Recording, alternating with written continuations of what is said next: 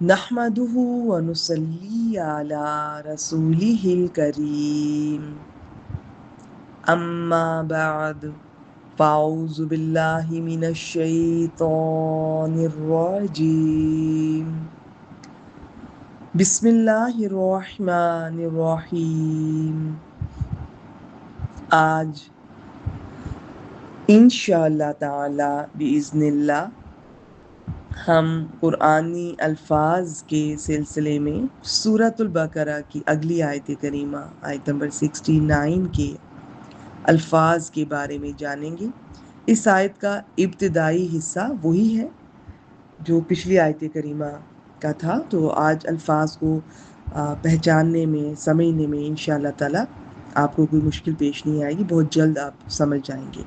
ہاں، کچھ الفاظ نہیں آئیں گے، وہ قرآن مجید کے اس سفر میں اب آہستہ آہستہ زیادہ تر الفاظ ریپیٹ ہوا کریں گے، کبھی کبھی کچھ الفاظ ہیں جو پہلی بار آپ کے سامنے آئیں گے۔ اچھا، میں یہ بتاتی چلوں کہ آیت نمبر 67 سے لے کر 71 تک ایک ہی مضمون چل رہا ہے، میں ایک بار پھر آپ کے سامنے رکھ دیتی ہوں۔ مصر میں غلامی کے زمانے میں غالب قوم کے اثر سے بنی اسرائیل میں گائے کی تقدیس کا عقیدہ سرایت کر گیا تھا۔ اس کا ظہور اس وقت بھی ہوا جب موسیٰ علیہ السلام تورات لینے کے لیے طور پر گئے تو انہوں نے پیچھے سے بچڑا بنا کر اس کی پوجا عبادت شروع کر دی۔ اب موسیٰ علیہ السلام نے اللہ کے حکم سے اس عقیدے کو جڑ سے اکھاڑنے کے لیے کوئی گائے ذبح کرنے کا حکم دیا۔ اس پر انہوں نے مذاق سمجھا کہ بھلا گائے بھی ذبح کی جا سکتی ہے؟ کہنے لگے کیا تو ہم سے مذاق کرتا ہے؟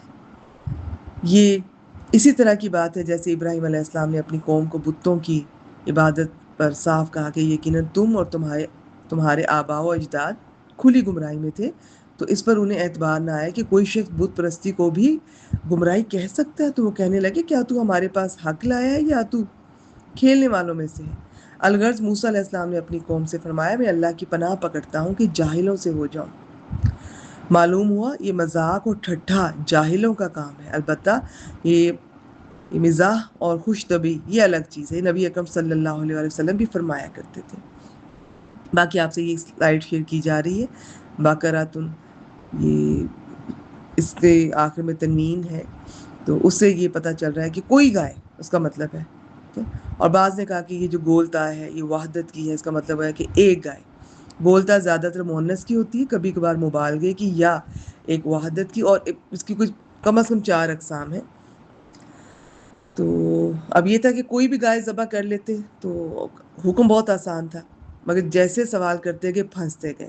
آخر میں اس شوخ زرد رنگ کی گائے پر بات آ پہنچی جو عبادت کے لیے مثالی سمجھی جاتی تھی۔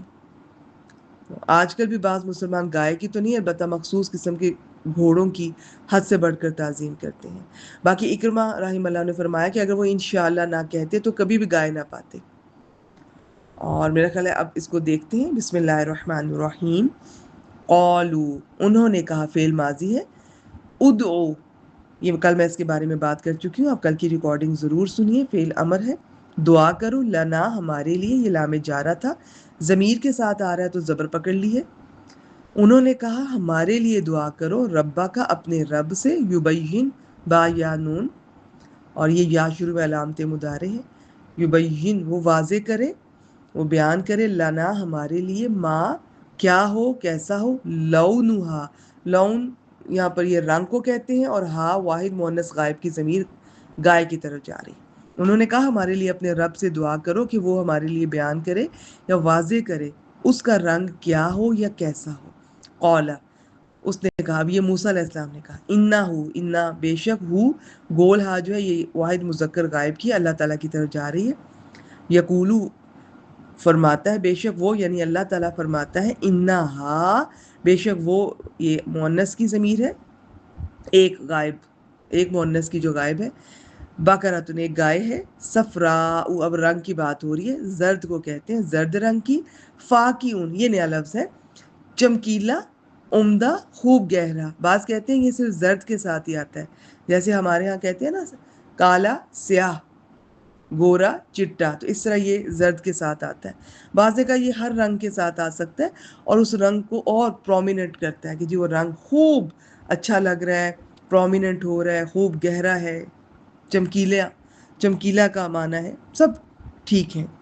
کہا بے شک اللہ تعالیٰ فرماتا ہے کہ بلا شبہ وہ گائے زرد رنگ کی ہے، اس کا فاقیون خوب چمکیلا ہے، گہرا ہے، لونہا اس کا رنگ خوب گہرا ہے، اور یہ سب اسم ہے۔ آگے تسرو سین را حروف مادہ ہے، تا علامت مضارع، یہ فعل مضارع ہے، خوش کرتی ہے الناظرین دیکھنے والوں کو۔